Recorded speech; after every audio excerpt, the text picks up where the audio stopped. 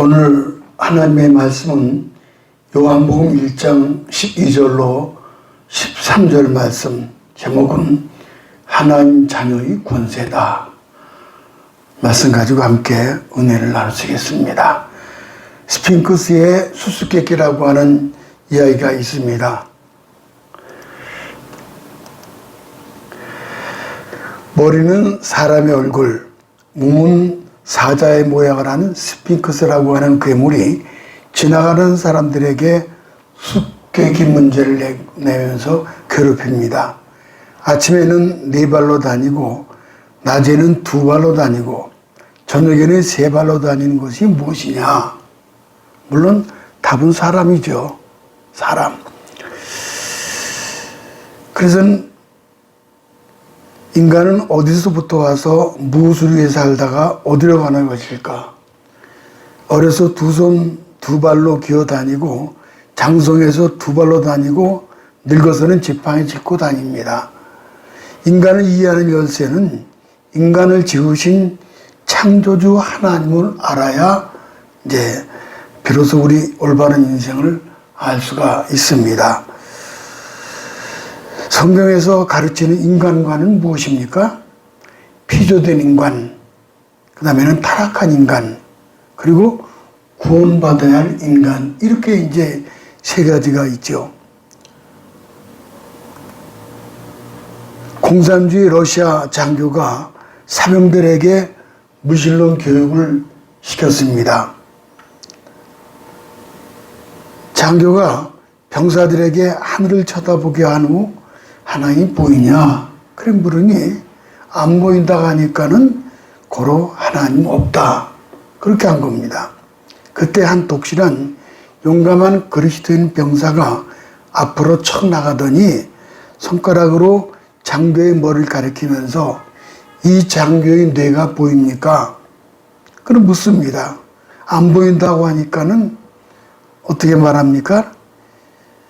그 병사가 이 장교는 고리빈 장교이다. 그랬다는 거예요. 하나님 눈에 보이지 않으니까 계시지 않는다고 하는 사람들은 결국 모두가 고리빈 사람들입니다. 왕자병, 공주병이라는 용어가 있습니다. 왕자병, 공주병. 남자가 제자는 못에 살면은 쟤는 왕자병 환자야. 여자가 제자는 못에 살면은 쟤는 공주병 왕자야. 그리 말이죠. 근데 예수님을 믿으면은 어떤 면에서 왕자, 공주가 됩니다. 베드로전서 2장 9절 가볼까요? 오직 너희는 택하신 족속이요 왕 같은 제사장들이요 거룩한 나라요 그의 소유된 백성이니 이는 너희를 어두운 데서 불러내어 그의 기이한 빛에 들어가게 하신 자의 아름다운 덕을 선포하게 하려 하심이라.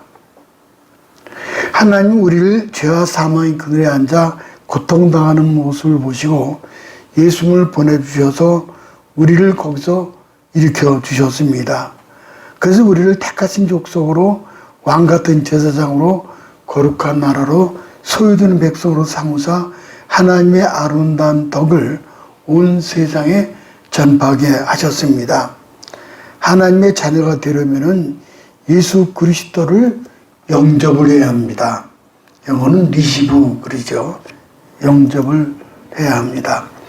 영접한다는 말은 취하다, 붙들다의 헬라어 람바노에서 온 것으로 예수 그리스도를 나의 구세주로 영접하여 천국에 들어가게 하십니다. 하나님의 자녀가 되면은 왕자, 공주의 신분으로 다음과 같은 권세가 주어집니다. 그게 3가지죠. 첫째는 예수를 믿음으로 말미암아 하나님의 자녀가 되는 권세입니다. 12절을 가볼까요? 영접하는 자, 곧 그 이름을 믿는 자들에게는 하나님의 자녀가 되는 권세를 주셨으니. 여기서 권세는 합법적 권리라는 뜻입니다. 이런 권리가 어떤 사람에게 주어지는 것입니까? 오직 개인적으로 예수님을 믿고 영접하는 사람에게만 주어집니다. 인간의 유전으로 되지를 않습니다. 물론 혈통적으로 세습적으로도 되지 않습니다. 종교적인 고행, 금욕, 수도, 의지적인 노력도 되지 않습니다. 돌은 아무리 닦아도 돌인 것처럼 죄인인 인간이 죄 아무리 힘쓰고 했어도 여전히 죄인일 뿐입니다. 스스로 하나님의 자녀가 될 수가 없어요. 오직 하나님께서 성령으로 거듭나게 하사 예수 믿고 영접하는 그런 놀라운 복을 우리 하나님 허락하신 것입니다. 이건 하나님 정해놓으신 법칙입니다. 사람들이 이의를 제기해도 소용이 없죠. 그대로 따를 뿐입니다. 한 예로 미국의 국조법을 들을 수가 있죠. 미국은 부모의 국적에 관계없이 미국 땅에서 태어나기만 하면 심지어 불법 체류자의 자식이나 원정 출산으로 태어나도 미국 시민이 됩니다. 황당해 보이지만 자기들이 정해놓고 그렇게 하겠다는데 누가 뭐라고 합니까? 마찬가지입니다. 하나님이 정해놓고 그렇게 하시겠다는데 누가 감히 이 의의를 제기하겠습니까? 그들을 믿고 따르면은 하나님의 자녀가 되는 겁니다. 여러분 어떻습니까? 예수를 구세주로 믿고 영접하셨습니까? 영접하였다면은 저와 여러분은 분명히 하나님의 자녀가 된 줄로 믿습니다. 권세라는 것은 힘인데 권세는 우리가 알지 못하는 엄청난 힘이 있습니다. 권세는 두 가지가 있죠. 첫째는 부리는 권세. 권세는 힘이 있어서 사람을 부리기도 하고 재물을 부리기도 합니다. 많은 사람이 권세에 복종하는 이유가 여기에 있습니다. 권력을 잡으면은 상상을 뛰어넘는 그런 권세가 있습니다. 그들은 우리가 상상할 수 없는 세계에 살아가고 있는 사람이라 할 수가 있습니다. 또 하나는 누리는 권세입니다. 권세는 힘이 있기 때문에 거기에 맞는 많은 혜택이 주어집니다. 미국 대통령은 특수 제작된 자동차를 타고 다니죠. 자동차 보세요. 이런 좋은 차를. 앞에서 경찰 오토바이가 선도하고 좌우 옆에서는 경호 차량이 붙고 이런 모습이죠. 우리의 눈에 보이지 않지만 위에서는 비행기까지 호위한다고 합니다. 세계를 어디 가든지 인공위성을 통해서 각종 정보를 받으면서 호위를 받습니다. 우리가 하나님의 자녀의 권세가 있다는 것이 바로 이런 겁니다. 하나님의 자녀의 권세를 부리고 다스리는 겁니다. 마가복음 6장 7절에 보면은 예수님이 12제자를 둘씩 보내시면서 더러운 귀신들을 제어하는 권세를 주셨어요. 누가복음 9장 1절에서는 12제자에게 모든 귀신을 제어하며 병을 고치는 능력과 권세를 주셨습니다. 또 10장 19절에서는 너희에게 뱀과 정갈을 밟으며 원수의 모든 능력을 제어할 권세를 주셨다라고 하셨습니다. 하나님의 자녀는 악한 영들을 제어하고 부리고 다스리는 권세가 있는 것입니다. 사도들이 귀신을 내어 쫓고 병자를 일으켰습니다. 사도 베드로는 성전 미문 앞에 앉아있는 안진뱅이에게 나사렛 예수의 이름으로 걸어라 그렇게 명령하였죠. 이런 그림이죠. 보면은 오늘날에도 이런 기사와 이적이 세계 곳곳에서 일어나고 있습니다. 그런 의미에서 우리는 보통 신분이 아닙니다. 자녀로서 악한 영을 제어하고 부리는 권세가 있는 줄로 믿습니다. 하나님의 자녀의 권세는 누린다는 것은 나에게 주어진 혜택을 뜻합니다. 비행기 타고 미국 올 때 가만히 있어도 비행기 안에서 모든 혜택을 받습니다. 그림 보세요. 비행기 안에 먹을 거, 텔레비를 보고 있죠. 이렇게 먹을 것도 주고 기내식사. 신문도 볼 수 있고 영화도 볼 수 있고 때마다 맛있는 식사가 제공되고 각종 음료수를 다 마실 수가 있습니다. 이게 모든 비용을 지불했기 때문에 모든 혜택을 받을 수가 있는 겁니다. 이게 바로 자녀의 권세입니다. 예수님께서 십자가에서 핏값을 지불하고 우리를 구원하셨기 때문에 자녀의 권세를 누리는 것입니다. 두 번째는 자녀는 죄 용서받은가 기도의 권세가 있습니다. 시편 32편 2절을 가볼까요? 허물의 사함을 얻고 그 죄의 가림을 받은 자는 복이 있도다.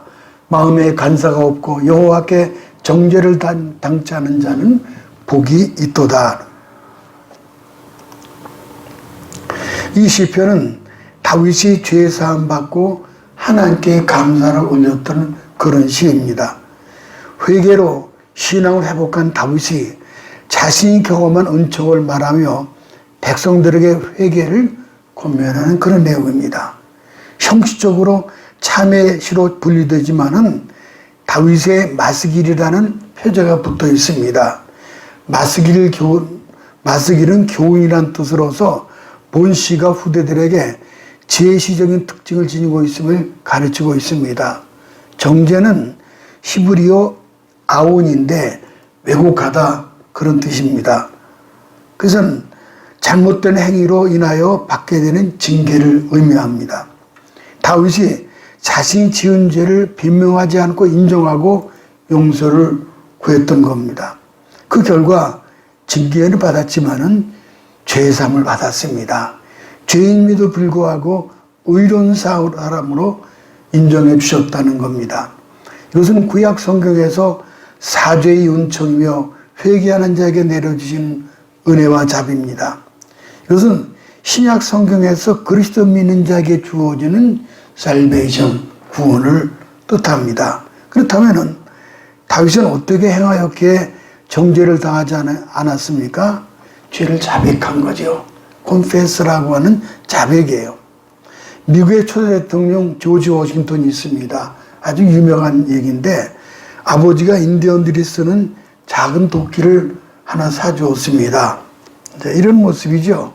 이렇게 손으로 던지며 빙빙 돌다가 나무에 박히는 것이 너무 신이 났습니다. 그래서 이 소년 워싱턴은 도끼를 들고 사방에 뛰어다니면다가 아버지가 아끼는 체리나무를 찍어버렸습니다. 나무가 그만 부러진 거예요. 겁이 난 워싱턴은 땅을 파고 나무를 묻어버렸습니다. 그리고 모르는 척 했어요. 그 아버지 보기가 무섭고 민망해서 피해 다녔습니다. 사흘이 지나자 도저히 견딜 수 없었습니다. 아버지 서재에 들어가서 무릎을 꿇고 솔직히 고백을 했습니다. 아버지, 제가 잘못했습니다. 아버지가 사주신 도끼를 휘두르다가 체리나무가 죽어서 땅에다 묻어버렸습니다. 아버지가 웃으시면서 나는 네가 한 짓인 줄 벌써 알고 있었다. 너 왜 또 누가 있겠느냐. 스스로 깨닫고 회개하고 돌아오기를 기다리고 있었단다. 그래서 용기를 내어 자복했으니 잘했다고 하시면서 책망은커녕 도리어 칭찬해 주셨다는 거예요. 이 사건은 조지 워싱턴을 다시 태어나게 하는 계기가 된 것입니다. 5절 가볼까요? 시편 31편 계속 강의를 해보는 겁니다. 내가 이르기를 내 허물을 여호와께 자복하리라 하고 주께 내 죄를 아뢰고 내 죄악을 숨기지 아니하였더니 그 주께서 내 죄의 악을 사하셨나이다. 여기 자복하리라는 원어는 오대라는 말을 쓰는데 자신을 내보이다, 고백하다라는 뜻입니다. 자신의 허물을 스스로 고백하고 순종하는 태도를 뜻합니다. 신앙의 바른 자세는 스스로 죄를 밝혀 하나님께 고백하는 겁니다. 하나님은 통해 자복하는 자를 기뻐하시고 끌어안으시고 용서해 주십니다. 또 6절을 가볼까요? 이로 인하여 무릇 경건한 자는 주를 만날 기회를 타서 주께 기도할지라 진실로 홍수가 범람할지라도 저에게 미치지 못하리이다. 경건한 자의 기도는 고난의 홍수가 범람할지라도 위기를 막아주신다라고 말씀하셨습니다. 1940년에는 오래전이죠. 겨울에 페인트공이 일감이 없이 이제 쉬고 있었습니다. 미국이었는데 돈은 떨어졌고 살림이 어려졌습니다. 18개월 된 딸이 폐렴에 걸렸는데 회복되지를 않는 거예요. 의사는 매일 삶은 달걀 하나씩 먹이라고 했지만 살 돈이 없었어요. 그때부터 아내 조세핀이 간절히 기도하기 시작을 했습니다.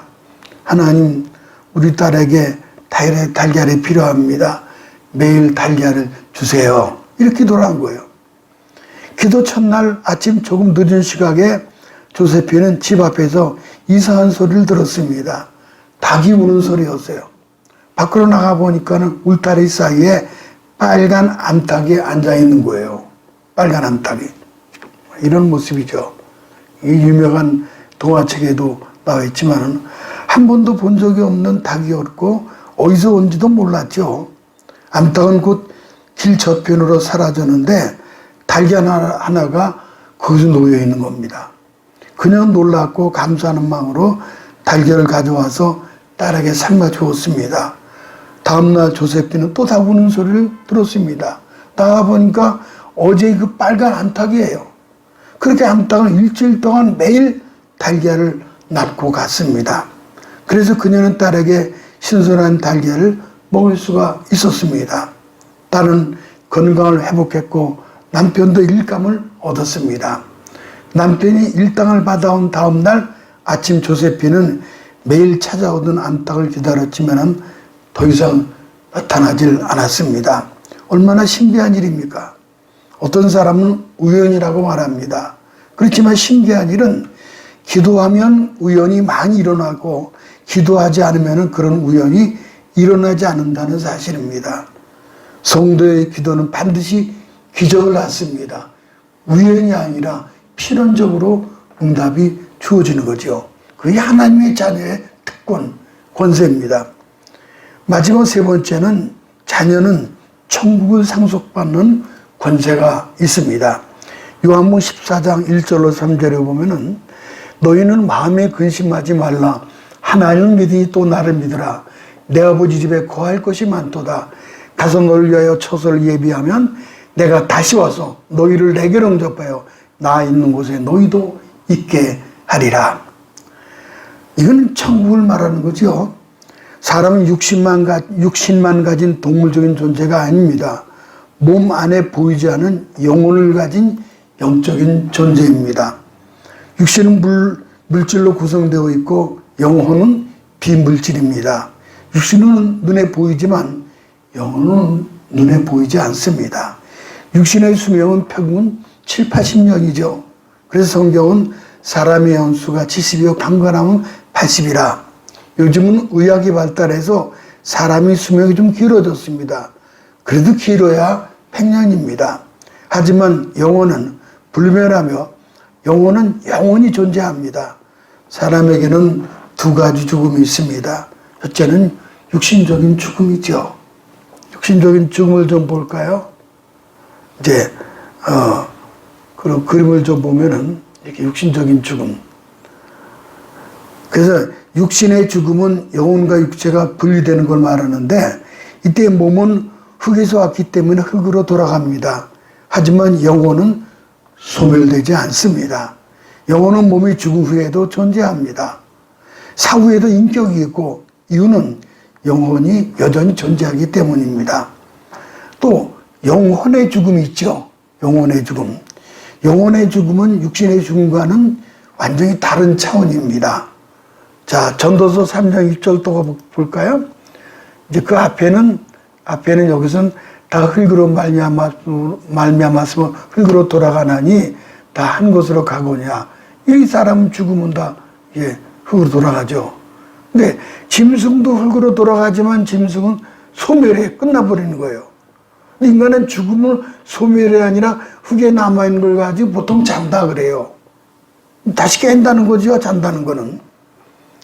어쨌든 이렇게 해서 이제 그 전도서 3장 20절에 보니까는 그 3장 21절에 보면은 이랬어요. 사람도 짐승도 죽으면 흙으로 돌아가죠. 그러나 우리 인생은 짐승과 본질적으로 다른 것이 있습니다. 전도서 3장 21절에 인생의 혼은 위로 올라가고 짐승의 혼은 아래고 땅으로 내려가는 줄을 누가 알랴. 이게 이제 중환자실에서 누워 있다가 그 영과 육이 분리되는 과정이죠. 육신은 그냥 남아 있지만은 육신 속에 있는 영혼이 끌어올라가는 거죠. 이게 하나님 가는 줄을 누가 알냐?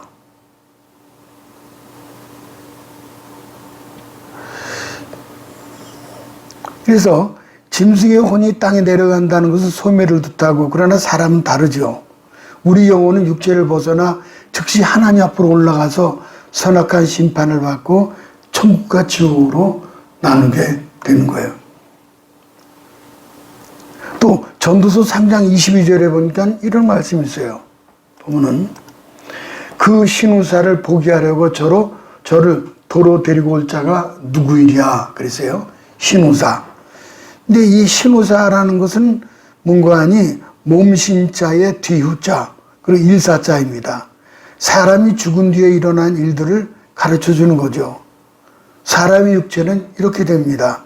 장차 육신이 생명의 부활과 사망의 부활에 있어서 믿는 자는 천국, 불신자는 지옥 둘째 사망으로 갑니다.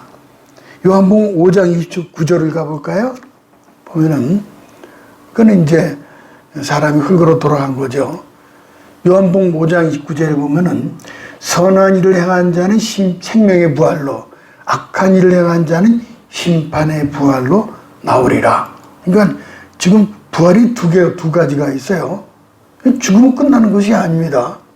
또 사도행전 24장 15절에는 사도 바울께서 의인과 악인의 부활이 있으리라. 또 다니엘 12장 2절에 보면은 땅의 티끌 가운데 자는 자 중에 많이 깨어 영생 오는 자도 있겠고 수욕을 받아 무궁히 부끄러움을 입을 자도 있을 것이며 그랬어요.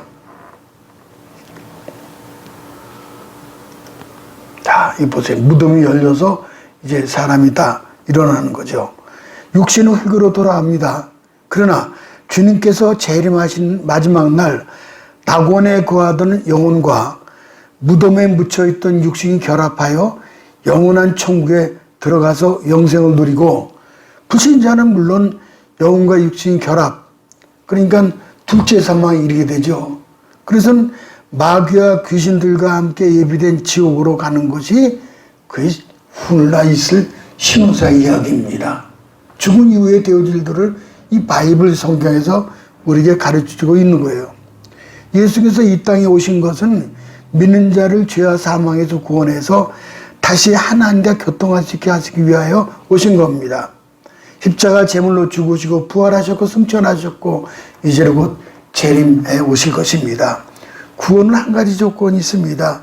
인류의 죄를 대신 짊어지시고 죄인으로 죽으시고 사흘 만에 다시 살아나신 예수님 구세지 세비어로 영접을 합니다. 이것이 성경에 가르치는 진리의 핵심입니다. 성경 전체 중심 진리는 요한복음 3장 16절이에요. 우리 다 같이요. 하나님이 세상을 이처럼 사랑하사 독생자를 주셨으니 이는 저를 믿는 자마다 멸망치 않고 영생을 얻게 하려 하십니다. 그렇습니다. 예수를 영접하면 멸망에서 영원한 생명, 이터널 라이프라고 하는 영생을 얻습니다. 하나님의 피조된 천사장은 셋이 있었는데 가브리엘은 문관으로, 미카엘은 무관으로, 루시퍼는 찬양대로 섬기던 중 이 루시퍼가 자기 지위를 지키지 않고 떠났어요. 자기 지위가 있습니다. 자기 지위를 지키지 않고 떠나서 또 자기만이 아니라 천사 3분의 1을 이제 미혹해서 하나님과 함께 반역하고 천상에서 쫓겨나서 세상에서 왕노릇하고 있는 겁니다. 이는 사탄으로 바벨론이라는 계명성과 동의를 갖고 있습니다. 성경에는 사탄 혹은 마귀라고 말하죠. 사탄 마귀. 그래서 디아볼로스라는 단수 표현의 단어를 사용하고 있습니다. 사탄 마귀 똑같은 말입니다. 그 다음에 귀신, 디몬스. 귀신이라는 것은 헬라어로는 다이모니아, 귀신들이에요. 사탄을 좀 볼까요? 이게 사탄이고, 이게 이제 그 데블이라는 사탄, 디아보로스. 그 다음에 귀신은 디몬 해가지고 다이모니아, 귀신들. 타락한 천사 3분의 1이죠. 그래서 이 악령들이 우리의 전쟁은 혈과 육의 전쟁이 아니라 하늘에 있는 악의 영들과 전쟁 수행 중에 있다. 그래서 그런 말이 나온 겁니다. 그러니까 이 세상의 모든 악령들의 배후에는, 악한 자들의 범죄 배후에는 전쟁이 됐던 무슨 살인, 여러 가지 거짓, 이 모든 것들 배후에는 이들이 조종하는 거예요. 누가복음 16장에 보면은 이런 이야기가 있습니다. 누가복음 16장 좀 볼까요? 한 부자가 자색 옷을 입고 날마다 호화롭게 즐기며 사는데 그 집 대문에 나사로라는 거지가 몸에 병이 든 채로 부자의 집에서 떨어져 나온 음식물 찌꺼기로 먹고 삽니다. 개들이 핥아도 쫓아내는 힘이 없고 그렇게 비참하게 살았지만은 이름의 뜻은 하나님이 도우신다, 그런 뜻이에요. 근데 부자는 이름도 없어요, 저 사람. 어느 날 죽어서 천사들에게 받들려 천국, 곧 아브라함의 품에 안깁니다. 얼마 후 부자도 죽었습니다. 그런데 부자는 지옥의 뜨거운 불 속에서 모진 고통을 당하면서 두 가지 소원을 비는데, 그 첫째가 뭐냐면은 이제 보면은 하나는 나사로를 시켜서 손가락 끝에 물 한 방울 찍어다가 자신의 혀를 서늘하게 해달라는 거예요. 이거 얼마나 뜨거우면요 손가락 끝에 물을 찍어다가 내 혀를 서늘하게 해달라는 거예요. 얼마나 지옥의 고통이. 부자는 지옥의 뜨거운 불 속에서 고통당하면서 그러는 거예요. 그만큼 지옥의 고통이 큰 것으로 영원히 타는 불 속에 견딜 수 없는 고통을 겪고 있는 겁니다. 부자의 또 하나의 소원은 세상에 있는 5 형제들이 믿지 않아서 지옥에 오지 않게 하도록 해달라는 겁니다. 나사로를 세상에 보내서 그로 하여금 천국과 지옥이 있으니 사후세계가 존재함을 알려달라고 요청을 합니다. 그때 아브라함이 세상에 믿는 사람도 많고 목사님들도 많은데 그들의 말을 듣지 않는다면 죽은 자가 살아나도 믿지 않을 것이다라고 거절을 합니다. 사후세계에 천국과 지옥이 있다는 사실을 기억하시기 바랍니다. 살아생전 이 땅에 예수를 영접했는가 거절했는가 따라서 영원한 세계가 결정되는 겁니다. 존 뉴턴 목사님은 아주 유명한 목사님이죠. 이분이 내가 이 세상을 떠나 천국에 가면은 3가지 일로 놀랄 것이다, 그렇게 얘기하신 분이에요. 존 뉴턴 목사님이 찬송가 이제 그 유명한 305장 어메이징 그레이스라는 놀라운 주의 은혜, 이따가 드릴 찬송이지만 이분이 지은 겁니다, 이분이. 근데 첫째는 예상치 못했던 분이 그곳에 있는 걸 보고 놀란다는 거예요. 저 사람도 예수 믿어 천국 갔네. 둘째는 예상했던 분들이 천국에 없다는 거예요. 그래서 놀란다는 거예요. 아무개는 저 사람 천국 갈 것인데 아니라는 거예요. 눈치껏 봐도 없어요. 마지막 3번째는 자기가 천국에 가게 된 것에 대해서 놀란다는 거예요. 빈손 들고 십자가 붙은 사람, 그래서 나 같은 죄인 살리신 주 은혜 놀라와 그 찬송가를 지으신 그런 분이에요. 천국은 사람의 말로 가히 이룰 수 없는 엄청난 곳이죠. 낙원, 셋째 하늘. 사도 바울이 그렇게 다녀왔죠. 요한계시록 21장 21절 23절 가볼까요? 그 12문은 12진주니 문마다 한 진주여 성의 길은 맑은 유리 같은 정금이더라. 성 안에 전능하신 이와 및 어린 양이 그 성전이심이라. 그 성은 해나 달의 비침이 쓸데없으니 이는 하나님의 영광이 비치고 어린 양이 등이 되심이라. 아멘. 참 이런 모습이죠. 우리가 갈 천국이죠. 아무쪼록 예수님을 영접하시고 하나님의 자녀로서 모든 권세를 다 누리시고 모두 함께 천국에 다 입성하시기를 주님의 이름으로 축복합니다.